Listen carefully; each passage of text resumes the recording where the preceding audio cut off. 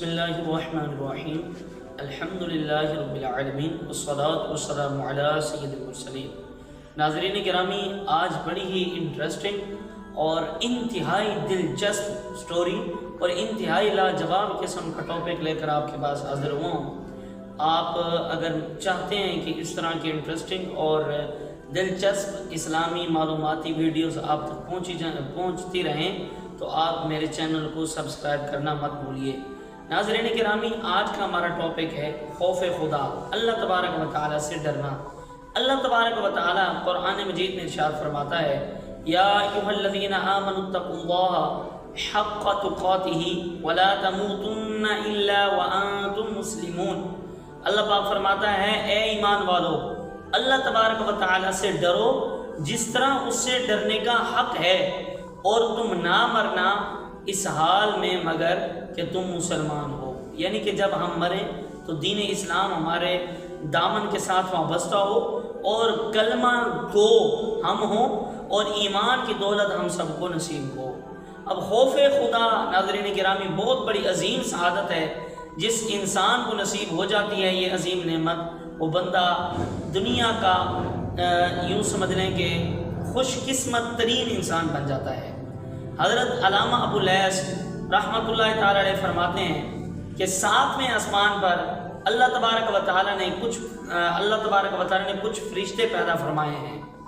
جب سے وہ پیدا ہوئے ہیں اور قیامت تک وہ برابر سجدے میں سر رکھیں گے، یعنی کہ اللہ تبارک و تعالیٰ کی عبادت سے ایک لمحہ کے لیے بھی وہ غافل نہیں ہوں گے۔ اور ناظرین گرامی یہ بات ذہن میں رکھیے، میں فرشتوں کی بات کر رہا ہوں جو گناہوں سے پاک ہوتے ہیں، معصوم ہوتے ہیں، جہاں گناہ کا امکان بھی نہیں ہوتا۔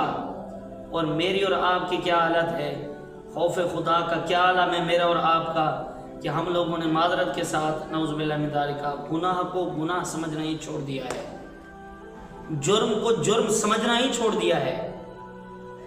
ناظرین گرامی، وہ فرشتے جب قیامت کے دن سجدے سے سر اٹھائیں گے تو سجدے سے سر اٹھانے کے بعد وہ کہیں گے، سبحانک ما عبدناک حق عبادتک، اے میرے اللہ تو پاک ہے، ہم تیری کما حق ہو عبادت نہیں کر سکے۔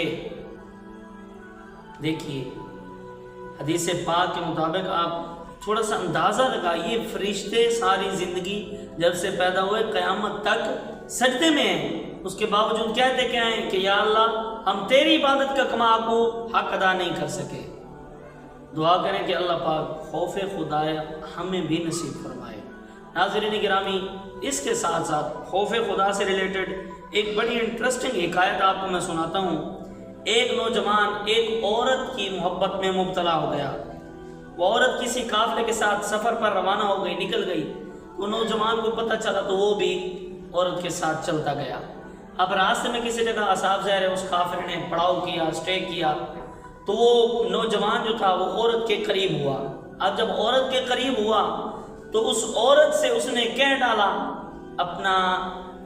اپنے پیار کا، لو کا اظہار کیا اس نے۔ تو اس عورت نے کہا کہ جائیے پہلے چکر لگا کے آئیے کہ قافلے میں کوئی جاگ تو نہیں رہا۔ اب وہ جوان گیا، اس نے چکر لگایا قافلے کے پڑاؤ کے ارد گرد، واپس آیا اور آ کر کہنے لگا کہ سارے سو رہے ہیں، سب کو نیند ہے، کوئی نہیں جاگ رہا۔ اب جب اس نے یہ کہے تو اس عورت نے آگے سے جواب دیا کہ اس خدا کے بارے میں تیرا کیا خیال ہے جس نے تجھے اور مجھے پیدا کیا؟ وہ بندہ کہنے لگا اس کو تو نیند آتی ہی نہیں ہے۔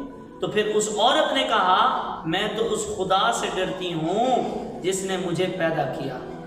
اس بندے نے، اس جوان نے جیسے ہی عورت کی بات سنی تو وہ فوراً ہی اپنے دل کی اس کی دنیا بدلی اور وہ فوراً اپنے گناہ سے توبہ کر کے واپس اپنی دنیا کو پلٹا اور اس کی دنیا بدل گئی۔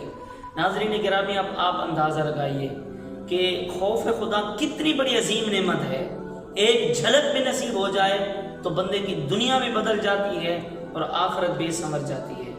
ہو سکے جب کبھی گناہ کا خیال آنے لگے، گناہ کو کرنے کا موقع میسر ہو تو ناظرین گرامی فوراً سے خدا کا خوف دل میں بسائیے، انشاءاللہ الکریم میرے رب نے چاہا تو گناہوں سے بچ جائیں گے۔ اللہ تبارک و تعالی مجھے آپ کو اپنا سچا پکا خوف نصیب فرمائے اور مجھے اور آپ کو گناہوں سے بچنے کی ہمت عطا فرمائے، آمین بجائے خاتم النبیین صلی اللہ تعالی علیہ وسلم۔